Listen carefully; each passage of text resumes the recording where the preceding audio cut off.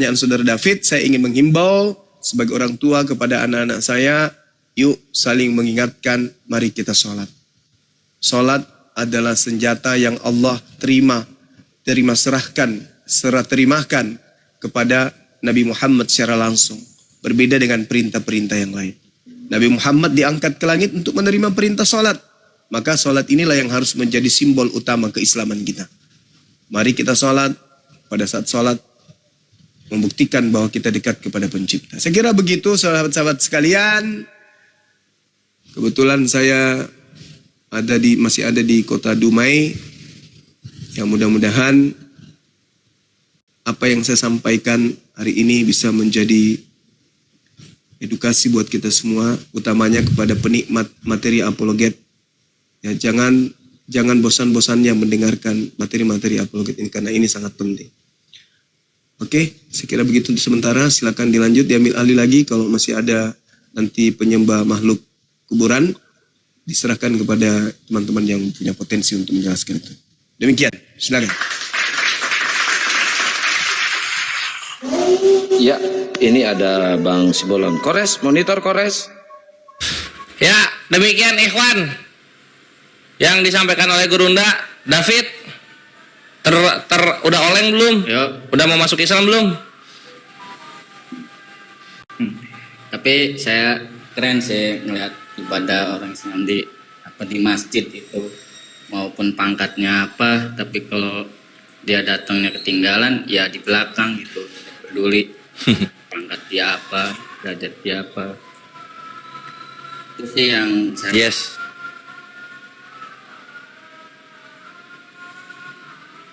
keren gitu lihatnya.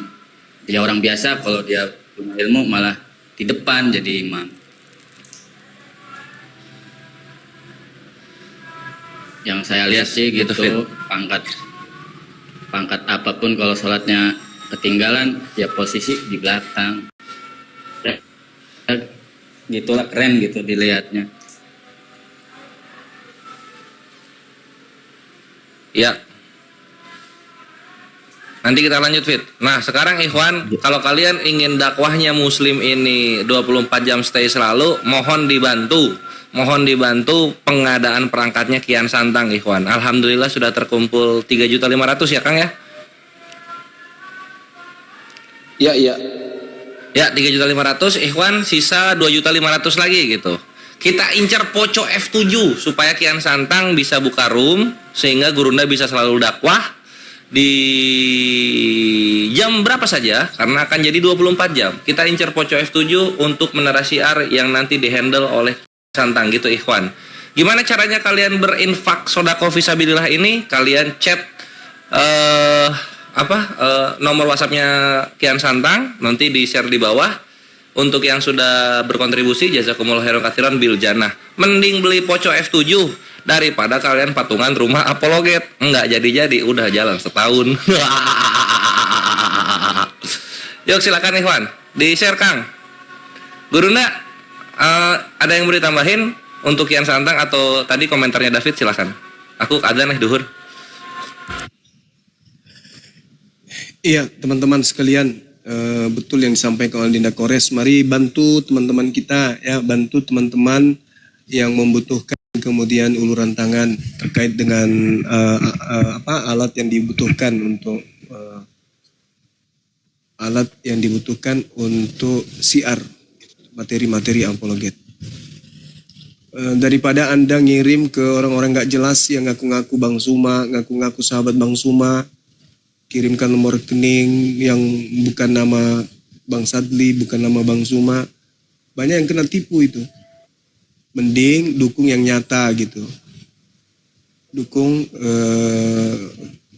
Bang Kian Santang untuk kemudian menyelesaikan apa yang menjadi kekurangan daripada misi penyampaian materi-materi apologet ini. Gitu saudara-saudara. Yang kedua juga saya ingin promo, ya, tanggal 24 Juli 2025, jangan lupa nonton film Doti ya teman-teman. Ajak keluarga semua yang ramaikan bioskop ya. Ramaikan bioskop, nonton film Doti ini. Banyak di antara teman-teman yang ingin melihat Bang Suma tanpa masker kan. hadirlah di sana nonton. Di bioskop yang ada di kota saudara. Begitu saudara-saudara yang ingin saya beritakan. Ya, silakan dulu dilanjut, saya ada kegiatan sebentar ya. Silakan.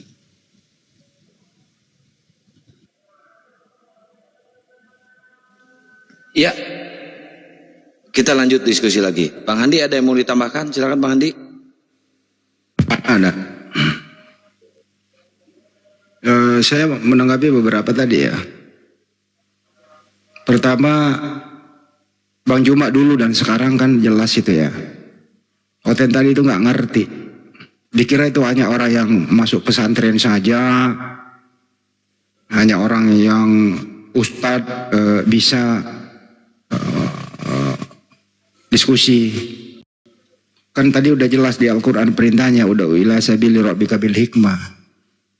Kata sadapi sabilillah, perangilah orang-orang taugut, perangilah orang-orang kafir. Umat Islam wajib itu melaksanakan itu. Ya Baju udah menjelaskan, bukan perang seperti bentrok fisik, enggak. Ya perang pemikiran, tempatnya di sini gitu. Supaya kita umat Islam saling memperkuat akidah Islam. Syukur-syukur mereka terima kan gitu. Alhamdulillah juga pengaruhnya banyak toh. Udah ratusan orang mualaf. Itu maksudnya perintah Al-Quran. Ya siapapun muslim di sana harus praktekin itu dengan kemampuan yang tentu kita miliki. Jangan lebay juga. Belum seberapa nekat naik. Terus dijadikan kelinci percobaan ya merusak Islam juga itu kan gitu. Itu teman-teman. Jadi kita harus menempatkan diri sesuai dengan kemampuan kita. Jangan sampai memalukan Islam. Itu yang pertama. Terus yang kedua mengenai tadi Bible katanya nggak direvisi. Bukan lagi direvisi, ditambah. Setelah kita kaji beberapa hari ini gitu, Adik Alpi sering menampilkan Markus 16 itu 1-8 doang pada mulanya. Terus kemudian ada penambahan 9-20. Waduh, kami dulu deh. Bukan lagi direvisi, penambahan. Double suaranya gimana nih? Ya, bukan lagi revisi ya, penambahan. Dan lain-lain ya, begitu. Terus manuskrip aslinya kan menurut mereka enggak ada lagi. Tinggal kopian saja. Kita cek segede ATM dan seterusnya itu. Jadi jangan muna juga, harus jujur menyampaikan apa adanya.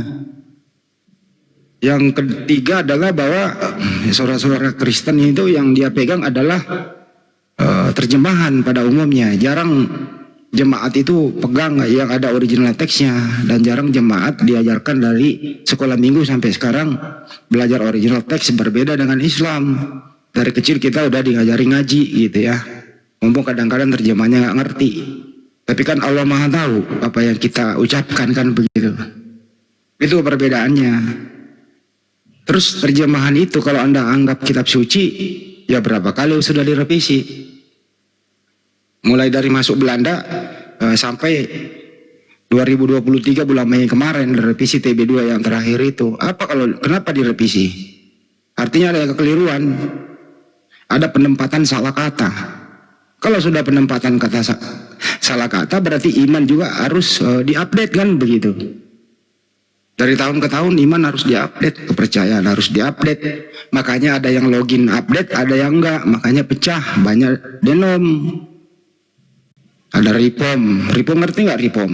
MYM dan kawan-kawan ya, pembaharuan, reformasi gitu.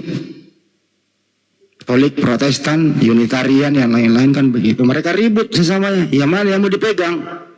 Revisi yang mana? LAIK yang dipegang dan yang mana lagi gitu loh. Datang Aldo dan kawan-kawan bikin baru. Yang mana yang mau diikuti kan gitu. Jadi banyak sekali. Ya belum lagi tadi Bapak itu mengatakan bahwa kami itu punya prinsip. Prinsip apa? Kristen di Indonesia itu berbeda dengan Kristen di Arab. Kristen di Indonesia itu berbeda dengan Kristen di Amerika. Siapa bilang sama? Perbedaannya ya termasuk kitabnya yang dia pegang. Coba bawa output atau cetakan LAI bawa ke luar negeri. Kan beda maknanya. Coba baca Yohanes 13:13 King James Version dengan Yohanes 13:13 versi LBI, Lembaga Bible Indonesia, ya beda. You call me teacher and Lord. Di sana kamu memanggil aku guru dan Tuhan. King James Version. Di Indonesia kamu memanggil aku guru dan Tuhan. Ribut sesamanya, mana yang benar? King James Version kah? Atau yang ada di Indonesia kah? Nah, itu timbul keraguan, yang mana yang benar? Yang benar artinya apa? Itu original text. Nah, itu baru benar di sana. Jadi teman-teman tadi ini yang agak kurang sopan juga. Bicara dengan Banjuma, dengan kumur-kumur makan, kan yang nggak sopan juga. Dan seterusnya ya. Ya, untuk itu semoga adik David bisa introspeksi diri. Kemanakah harus berlabuh supaya tidak terupdate itu iman tiap hari. Mudah-mudahan bisa menentukan sikap. Saya tunggu Anda. Semoga hari ini Anda dapat hidayah. Makasih.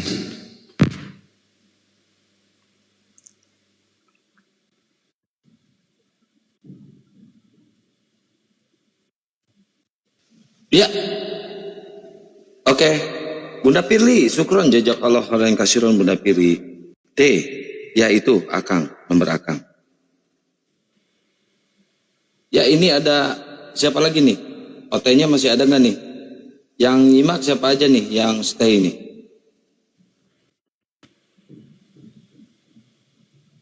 Kang Dito. Ngos-ngosan saya, Kang, olahraga tadi. Angkat dumbbell. Terus minum dulu lagi. Gedein badan, Kang. Kang, gedein badan, Kang. Dumbbell yang 10 kilo lah tiap hari angkat, Kang. Iya. Iya, Kang, hadir. Ya, diisi dulu. Saya mau sholat. Baik. Izin semuanya. Ini David udah nggak mau diskusi, nggak tahu dia hanya mikirnya kayaknya berat jadi Islam gitu. Ya, kalau mau pikir-pikir seperti itu, kembali lagi memang harus secara kafah. Gimana David? Ya kalau dilihat-lihat tuh kan sholatnya itu berat tuh. Nanti udah ini lagi sholat, nanti udah sholat. Apalagi udah menjelang sore itu kan sholat lagi sholat. Ya, kalau berpikir tentang dunia yang lupa akan yang namanya kepastian itu adalah kematian, ya kelihatannya akan memang seperti itu David. Tapi kalau sudah melafalkan 2 kalimat syahadat dengan kholbu dan kemudian menyatakan sebagai persaksian atau menjadi pernyataan statement mengabarkan bahwa kita sudah jadi orang Islam karena asyhadu alla ilaha illallah wa asyhadu anna Muhammadar Rasulullah. Itu ucapan sekaligus merubah tatanan kita menjadi suatu informan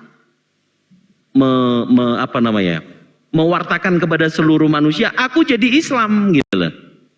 Jadi bukan yang kemudian bersaksi hanya dengan melihat, tidak. Karena syahadat itu sebagai pengukuhan daripada manusia ini benar-benar berserah diri hanya kepada Allah Subhanahu wa taala, disebut muslim. Para nabi juga muslim. Islam disempurnakan dari risalah Nabi Muhammad. Begitu. Nah, kalau misalnya ada yang sudah menarik dalam hal spiritual ya atau keimanan. David sudah percaya Tuhan itu satu-satunya. Tidak ada Tuhan yang lain. Yang betul hanya Allah Subhanahu wa taala. Maka tidak ada sebanding dengan makhluk. Karena Allah laisa kamitslihi syai'un. Allah tidak serupa dengan makhluk, apalagi ada yang setara dengan dia, enggak ada. Semuanya terjabarkan di dalam Al-Qur'an. Maka begitu kita sudah merenungkan tentang yang disebut kullu nafsin dha'iqatul maut, kita semuanya pasti akan mengalami mati. Renungannya adalah kita ini sudah siap enggak sih menghadapi kematian itu? Bukan hanya David, kami semuanya juga merenung supaya tetap dengan iman Islam selalu yang tadi dikatakan perintah. Disebut dengan takwa, menjalankan perintahnya dan menjauhi larangannya. Dzalikal kitabul la raiba fihi hudzal lil muttaqin. Kitab Al-Qur'an ini tidak ada keraguan di dalamnya, petunjuk bagi orang yang bertakwa. Jadi kalau belum bertakwa, belum Islam, ya nggak akan ngerti itu. Jadi kita mau mati ini karena nggak tahu kapan waktunya, David. Yang jelas itu nyata, kematian itu nanti kita akan mengalaminya. Apa renungan kita? Sudah siapkah kita menerima takdir yang pasti itu? Kalau sudah, maka sholat itu tujuannya adalah aku berserah ya Allah. Kalau ada sholat 5 waktu gambarannya begini. Subuh kita bangun dari tidur malam. Mengatakan alhamdulillah diberi kesempatan dan ditakdirkan mendengarkan azan. Kemudian sholat subuh. Sholat subuh ini kan isinya adalah bersyukur. Terima kasih ya Allah. Mohon izinkan saya sampai mencapai ke sholat duhur nanti. Itu David. Pemahaman ini yang kalau Kang Dito ya. Kalau dari subuh ke duhur berapa jam? Katakanlah jam 5 sampai jam 12. Berapa jam? Kalau kita masih terus merenungkan tentang kematian. Dan Allah Subhanahu wa ta'ala di tengah-tengah mau menjelang ke duhur, kita sudah dipanggil, maka doa kita dalam sholat tadi mengingat Allah. Dalam Al-Quran surah Toha ayat 14. Bismillahirrahmanirrahim. Qul innani anallahu la ilaha illa anna fa'budni wa aqimis sholati lidzikri. Katakan, sesungguhnya aku ini Allah. Sembahlah aku, dirikanlah sholat untuk mengingat aku. Jadi orang Islam itu sholat itu ingat bahwa kita ini hamba Allah. Kita berserah diri, memasrahkan segala yang disebut apalagi dengan kematian. Kita mengharapkan, ya Allah kalau engkau berikan saya kesempatan sampai dengan duhur nanti, alhamdulillah. Sembari bekerja juga. Setelah subuh kan ada kegiatan manusiawi yang memang dunia dengan akhirat itu dijalankan di dunia. Apa yang kita cari dari untuk mengamalkan yang tidak ubud dunya, kalau kata guru-guru kita, ya para ulama, para ustadz, para kiai, laksanakanlah, kejarlah akhirat, dunia akan mengikuti. Itu ceramah para ustadz yang sudah mengatakan sahih ya. Nah, celah di antara subuh dengan duhur sekian jam. Kemudian duhur dengan asyar sekian jam, 3 jam ya.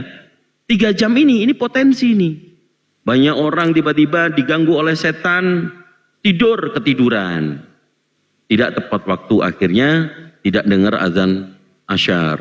Atau setan mengganggu, akhirnya ditinggalkan sholat asarnya. Ditinggalkan sholat asar, maghrib, semuanya akan ditinggalkan. Tetapi ini yang kemudian kalau orang itu benar-benar berserah diri menerima Islam, maka Bro David, nikmatnya sholat itu karena kita benar-benar menyadari kita ini makhluk. Kalau itu sudah menjadi motivasi, ya nggak akan sulit. Tapi kan itu kan bahasa-bahasanya itu bahasa. Makanya terus menjadi makmum sholat duhur itu kan banyak itu. Enggak lah, sholat duhur 4 rakaat. Jadi sholat subuh 2 rakaat. Itu kalau ada kunutnya. Katanya pernah dengar ulama sholat duhur itu berapa tuh ya? Berapa? 8. Sholat Mana? Enggak ada deh. Nggak ada. Makanya banyak tanya. Sholat duhur itu 4 rakaat. Enggak. Duhur Ini didengarkan 8. ini. Dengarkan. Ya, dengarkan. Ini yang valid ya. Subuh itu 2 rakaat. Zuhur 4 rakaat. Asyar 4 rakaat. Maghrib 3 rakaat. Isya itu 4 rakaat. Ya lebih baik jadi makmum. Makmum itu hanya mengikuti gerakan dan niatnya menjadi makmum. Itu perintah sholat berjamaah. Itu yang diusahakan. Aku nggak bisa baca ininya, kan belajar. Belajar. Bagaimana niatnya? Usolli fardhol. Misalnya zuhur, usolli fardhol duhri arba'a ra'adin mustaqbilal kiblati adzaan ma'muman lillahi ta'ala. Bahasa Indonesia juga boleh. Aku niat sholat duhur 4 rakaat karena Allah Ta'ala dan sebagai makmum karena Allah Ta'ala. Allahu Akbar. Jadi cuma itu saja. Makanya kalau memang masih mendapatkan keraguan-raguan, itu masih belum. Tapi kembali lagi, hidayah itu ya memang hanya Allah yang memberikan hidayah itu. Petunjuk atau bagaimana kita memfungsikan akal ya. Karena pada dasarnya kita manusia ini semuanya terlahir telanjang, tidak tahu apa-apa, tidak bawa apa-apa. Sama, nggak ada yang beda kecuali Nabi Adam alaihissalam, Bunda Hawa. Itu pengecualian, exception. Selain itu manusia sama. Dilahirkan dari rahim seorang ibunda, keluar, ada yang nangis, ada yang enggak. Nah, keistimewaan dari para nabi, ada yang mendapatkan mukjizat, enggak nangis, atau ada yang sudah bisa berbicara. Itu kehendak Allah. Bentar, izin Kang Dito. Iya. Ini silakan. Bang Ardi, Bang Rembulan, ini baru kemarin loh syahadat ini. Beliau baru kemarin syahadat di masjid malah. Boleh disapa tuh, kenapa dia masuk Islam? Padahal dia seorang penginjil juga loh di Kristen loh. Debat Masya sama Allah. saya dua kali debat sama saya berdua. Yang ketiga kalinya Masya Allah beliau langsung ke masjid langsung bersahadat. Coba ditanya. Masya Allah. Ya Bang Rembulan. Assalamualaikum. Assalamualaikum Kang Dito. Waalaikumsalam warahmatullahi wabarakatuh. Ya mungkin boleh dikisahkan atau bagaimana mendapatkan hidayah kemudian menerima hidayah itu secara full dan sekarang sudah menjadi saudara seiman kami. Masya Allah. Ini insya Allah tidak ada dosa ini, Masya Allah. Silakan Bang Rembulan. Ya Kang, itu yang tadi ada sekilas saya dengar Kang Dito menjabarkan di sini mengenai tentang kematian. Ini yang membuat saya itu jadi terinspirasi. Iya ya, apa yang mau dipertahankan di dunia ini kalau tidak menuju, yaitu tentang kematian. Dan apa juga yang harus dibawa di dalam kematian ini. Ini yang membuat saya itu tertarik, bukan tertarik lagi ya, mengimani agama Islam ini sebagaimana sudah dijelaskan keseluruhannya. Dan saya pun memang belum begitu memahamin kali. Cuman saya mendengar dan dari penjelasan Kang Dito sendiri mengenai tentang kematian itu dan apa yang harus dibawa ke sana. Di itu saya dengar itu di room Kang Dito sendiri. Ada di situ Kang Dito sama apa ya kemarin itu. Itu yang membuat saya terpikir dan termotivasi, semuanya di situ. Dan saya kaitkan dengan di Bible itu yang mengenai sembahlah Tuhanmu, Tuhan itu yang esa. Nah ini berarti jelas apa yang menjadi tujuan kita. Itu Kang. Masya Allah, subhanallah, walhamdulillah, wa la ilaha illallah, Allahu Akbar. Jadi masih ada yang kemudian menerima hidayah. Tinggal Bang David, saya nggak tahu, memang hidayah itu kan karena Allah Ta'ala. Pemiliknya langsung yang membolak-balikkan hatinya. Tapi kalau memang sudah ditakdirkan, dibuat oleh Allah tidak menerima hidayah, ya itu tidak akan tercapai. Tapi ya, alhamdulillah Bang Rembulan kan sudah seperti halnya semua dosanya dihapuskan oleh Allah, menjadi seperti bayi kembali. Benar-benar dijaga, terutama sholat, mengingat Allah. Yang tadi saya mungkin sedikit sampaikan, sholat itu bagaimana kita bersyukur kepada Allah. Karena di dalam Al-Quran surah Ar-Rahman ada beberapa kali itu ayat itu dengan ayat dan bacaan yang sama. A'udzubillahi minasyaitonir rajim. Bismillahirrahmanirrahim. Fabi'ai ala'i rabbikuma tukadziban. Sindiran langsung dari Sang Pencipta alam semesta ini. Nikmat yang mana lagi yang kau dustakan? Jadi kalau orang sudah mu'alaf apalagi baru belum sebulan, kami ingin sekali dapat cipratan doanya. Semoga kami ini semuanya istiqomah, saya Bang Andi terutama Gurunda, akan Kian Santang, dilancarkan semua jalur dakwanya supaya ada Bang rembulan-rembulan yang lain yang dipilih oleh Allah diberikan hidayahnya, kemudian bergandengan tangan dengan kita menyambut yang namanya kematian itu dengan la ilaha illallah wa asyhadu anna Muhammadar Rasulullah. Tidak ada yang kami takutkan. Kematian itu akan terasa indah kalau kita sudah beriman kepada Allah. Dan di kehidupan ini kita pasrahkan kepada Allah. Gak takut miskin, gak takut gak bisa makan. Kan gitu ya? Jadi Islam itu benar-benar menyerahkan, memasrahkan diri kepada Allah. Kemudian tentang takdir, kita menerima takdir. Kalau memang Allah belum memberikan rezeki, tapi kita yakini Allah sudah menetapkan. Rezeki kita itu sudah ditakarkan oleh Allah. Ada malaikat yang bertugas untuk memberikan rezeki itu kepada kita semuanya. Sesuai dengan takarannya. Tinggal manusia ini mau berikhtiar atau tidak. Gitu. Seperti halnya Bang David. Bang David sudah dapat hidayah kebenaran. Ini mutlak. Ini hak. Kami orang Islam tidak pernah mengatakan hak menyampurkan dengan yang batil. Semua yang kami sampaikan berdalil dari Al-Quran dan As-Sunnah. Dari Sirah Nabawiyah untuk mengenal baginda kami. Jangan menggunakan orang yang tidak kenal dengan baginda, kemudian mengutip, mengambil, mencari sisi celah untuk menghujat.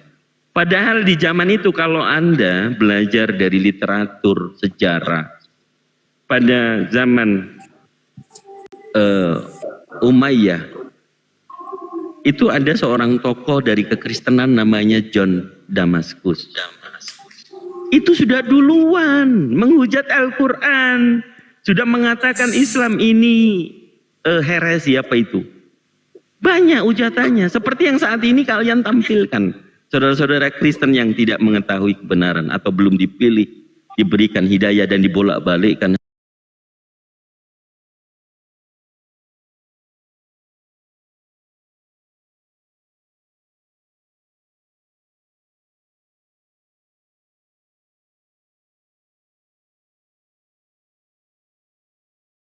Belajar kontrol emosi. Insya Allah dari ucapan kami menjadi penyambung dakwah untuk memperkenalkan Islam kepada kalian. Selebihnya terserah. Kita hanya berdoa kepada Allah. Karena dakwah kita hanya menyampaikan kebenaran. Al-Quran mengatakan, La ikraha fiddin. Ingat, yang tidak mendapatkan hidayah oleh Allah.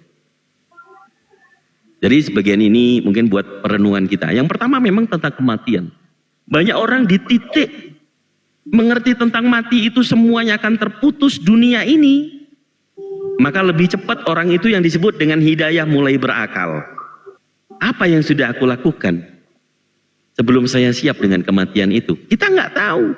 Seandainya manusia diberitahu pengumuman, Dito, kamu besok ya, tahun depan ya, kamu sudah nggak ada lagi di dunia. Enak, kita bisa langsung bertobat-tobat terus, enggak. Disitulah letak ujian Allah. Jadi ini bukan ceramah dakwah ini ya untuk menjajakan agama Islam, tidak. Wallahi tidak. Kami hanya ditugaskan dari ilmu yang kami miliki, kami yakin akan dimintain pertanggungjawaban oleh Allah. Dan kami juga meyakini di alam barzah nanti atau yaumul hisab, segala sesuatu kita yang ada di dunia ini akan dimintain pertanggungjawaban. Sudah ngapain aja kamu di dunia? Sudahkah kamu bermanfaat kepada saudara-saudaramu? Sudahkah kamu setelah memahami, membaca, belajar, tahu kebenaran Islam, kamu mensyiarkan? Atau kamu diam saja? Biarin aja. Itu bagaimana? Ya nggak apa-apa, di mute dulu akhir rembulan, Insya Allah. Jadi semuanya orang kalau mendengarkan tentang kebenaran Islam, apalagi mendengarkan bacaan ayat suci Al-Quran dengan lantunan seperti Gurunda kita, Masya Allah, semuanya akan merinding. Kalau orang yang kemudian meyakini Al-Quran tidak ada keraguan di dalamnya, maka terima Islam. Karena ada dalil yang mengatakan. Iya, Bang David gimana? Kalau misalnya saya udah percaya nih Tuhan itu Allah Bapa, tapi saya masih Kristen. Seandainya saya itu mati, apakah saya masuk surga gitu? Enggak. Kembali lagi, itu diskusi yang selalu kita sampaikan. Nabi Isa alaihissalam di dalam Al-Quran ditegaskan untuk Bani Israel. Bukan untuk semua. Enggak, saya sudah percayai Tuhan itu Allah Bapa gitu Pak. Tapi saya masih Kristen. Di saat saya mati, apakah masuk surga gitu? Ya, kalau Kristen kan punya... Masuk neraka. Neraka jahanam. Soalnya apa? Masih menyembah manusia, tidak mengimani Rasulullah Shallallahu Alaihi Wasallam. Kan ada di syahadat. Betul. Asyhadu an la ilaha illallah wa asyhadu anna Muhammadar Rasulullah. Itu Bang. Betul. Walaupun sudah menyembah Allah Bapa juga tetap gitu. Nggak ada alasan dan nggak ada nggak ada tawar menawar, Bang. Ini bukan jualan cengek. Iya. Kalau memang seperti itu, kenapa Unitarian nih? Unitarian atau mungkin sekte-sekte yang tidak menuhankan Yesus, menuhankan Tuhannya Yesus. Kenapa mereka tetap di dalamnya? Mungkin pemahamannya akan seperti mereka. Itu selangkah aja. Begitu mereka mengenal Nabi Muhammad, mereka akan yakin dan percaya kemudian memeluk Islam. Hanya sedikit satu langkah saja. Menerima bahwa Nabi Muhammad utusan seluruh umat manusia. Surah Saba ayat 28. Ama arsalnaka ila kafatal linnas. Apakah ada datanya di Al-Quran Allah itu cuma hanya Islam aja gitu yang dipercaya atau apa gitu? Allah itu ya sejak segala sesuatu belum ada, ya Allah itu yang ada. Namun manusia itu kan memang sejak pertama kali diciptakan, itu di surah Al-Baqarah ayat yang ke-30 sampai 33. Malaikat itu sudah memikirkan apa yang seperti kamu pikirkan. Manusia itu akan membuat kerusakan di bumi. Kata malaikat begitu. Tapi apa jawaban Allah?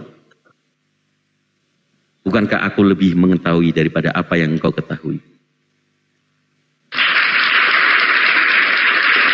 Jadi kalau dalam pemahaman pengetahuan secara umum, Allah itu ya satu. Yang sebelum semuanya ada, beliau ada. Disebut dengan Sang Kholik, pencipta alam semesta dan isinya. Para nabi diutus juga di dalam Al-Quran disebutkan. Yang menciptakan Nabi Adam siapa? Allah. Tinggal manusianya. Kalau sekarang yang kita bahas adalah mengenai golongan manusia zaman dahulu, ada misalnya kita sebut kaumnya Nabi Musa, itu Bani Israel. Sudah diberikan petunjuk yaitu kitab Taurat. Apakah mereka semuanya mengimani? Ternyata tidak. Banyak yang tegar tengkuk. Kemudian Allah mengutus lagi Nabi Daud dengan kitab suci Zabur untuk golongan umatnya yang sudah sekian lama jaraknya dari Nabi Musa. Masih di golongan umat Israel. Apakah semuanya orang Israel begitu menerimanya? Enggak. Kemudian turun Nabi Isa alaihissalam diutus. Diberikan kitab suci Injil. Untuk Bani Israel juga. Bukan untuk semua manusia. Datanglah yang terakhir, baginda Rasulullah Sallallahu Alaihi Wasallam, Nabi Muhammad Lalu Al-Quran. itu apa Ya, sih gimana? maksudnya Bang?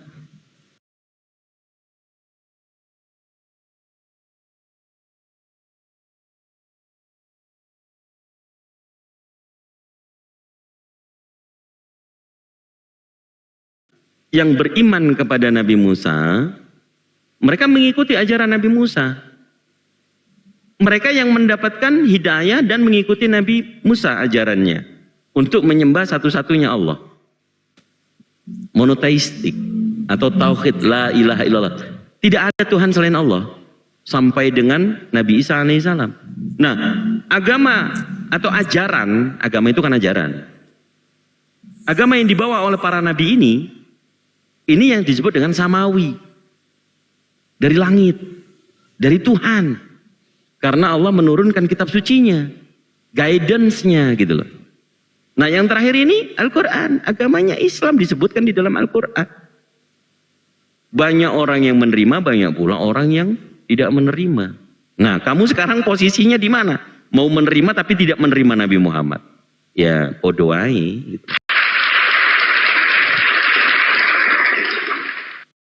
Enggak, lagian Allah yang disembah sama dia itu bukan Allah Subhanahu wa taala, tapi Theos yang betul. digantung.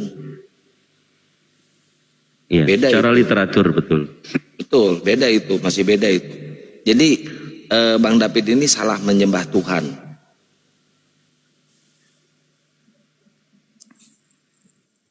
Wih, Berarti beda gitu.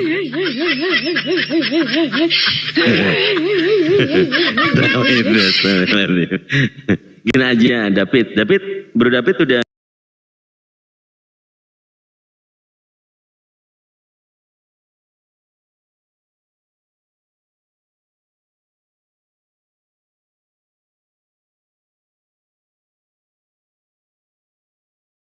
Itu. Masya Allah. Itu sudah poin inti keyakinan ini, itu. Dikit Bang Kandito, dikit. Iya, iya, silakan. Kalau Nabi Muhammad betul mencari umat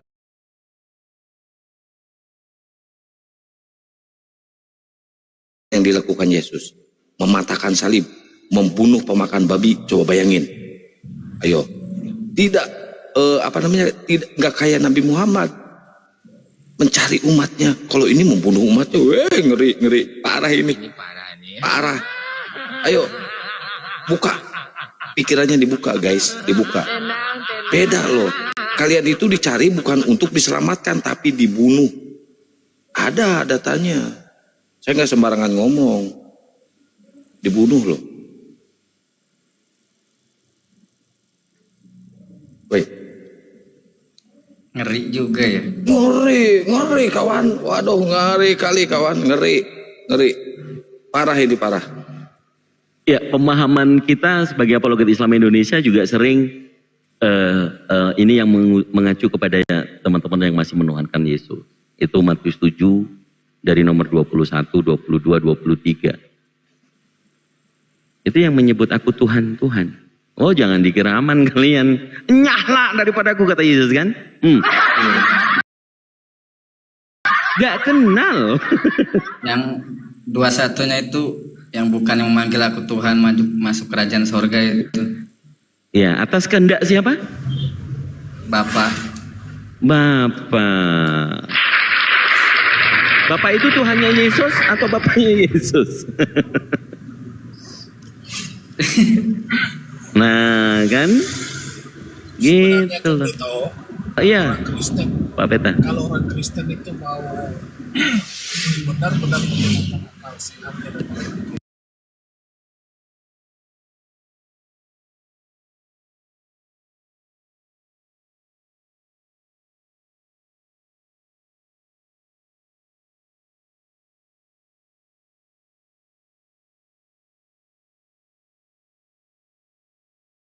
Ngeri. Betul yang tertulis di surat Maryam 71. Betul nggak Haidito?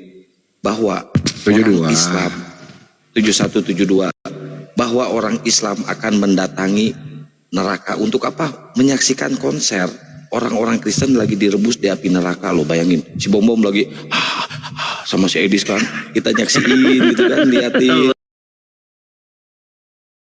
Allahu Akbar. Nah, habis mendatangi neraka, umat Islam akan lari ke surga. Gitu guys. Nangis dulu. Apa Sahih. bom mulu yang dibawa ini? Beneran serius.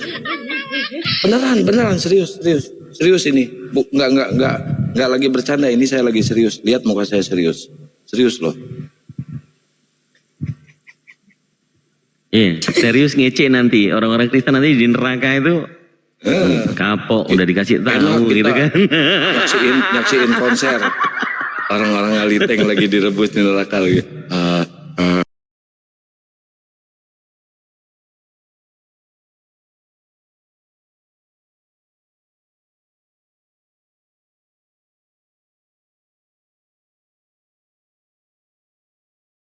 Ambigu gitu, masih Gak masalah apa, tentang apa.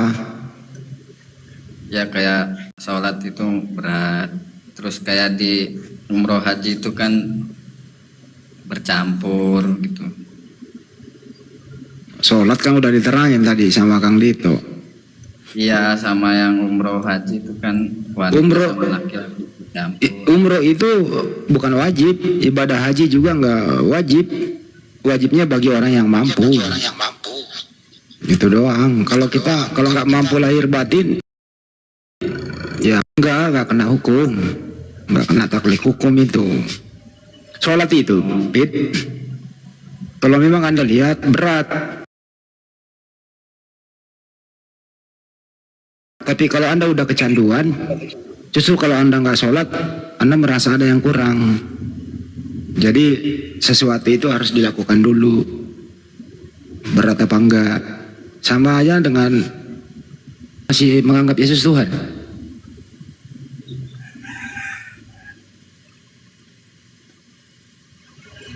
Gimana, Pit?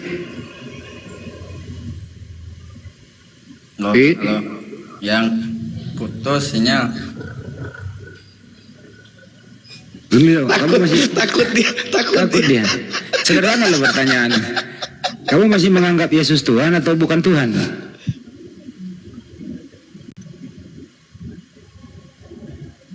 Tadi udah bilang. Tadi udah bilang. Hanya menyembah Allah katanya. Tapi ragu lagi dia nih. Tapi nggak apa-apa lah, Pit. Kita nggak maksa. Gimana? Sinyal. Sinyalnya Roh Kudus kali ya. Tahu, biarin dulu dia mikir. Ya, silakan akhir rembulan. Mungkin masih ada tanya.